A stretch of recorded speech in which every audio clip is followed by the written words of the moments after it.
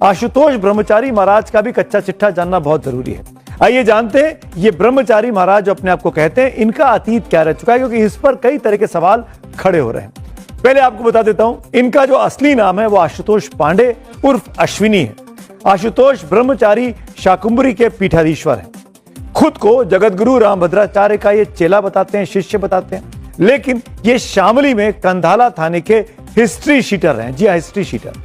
शामली जिले के कंधाला थाने में वो नंबर 76A के हिस्ट्री शीटर है। आशुतोष ब्रह्मचारी के नाम यूपी में 21 से अधिक मुकदमे चल रहे हैं, जिसमें गौ हत्या का एक मुकदमा है, बलात्कार की बात है, जमीन कब्जाने का आरोप है, गैंगस्टर एक्ट इन पे लगा हुआ है, गुंडागर्दी की बात इन पर है, धमकी देने के इल्जाम इन पे लगे हैं, नौकरी के लिए झांसा देने का इल्जाम इन पर लगा है। और एक और बड़ी बात बताता हूं मैं, आशुतोष महाराज 2004 का लोकसभा चुनाव भी लड़े थे।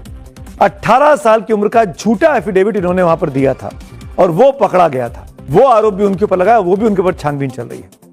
आशुतोष ब्रह्मचारी पर यूपी के लखनऊ, गोंडा, मुजफ्फरनगर और शामली में केस चल रहे हैं। तो जो अपने आप को आशुतोष ब्रह्मचारी महाराज कहकर अब शंकराचार्य पर पॉक्सो का मुकदमा दर्ज करा रहे हैं, उनका अपना जो पास्ट है, उनका अपना जो अतीत है, उनका अपना जो कैरेक्टर है, वो भी संदिग्ध है।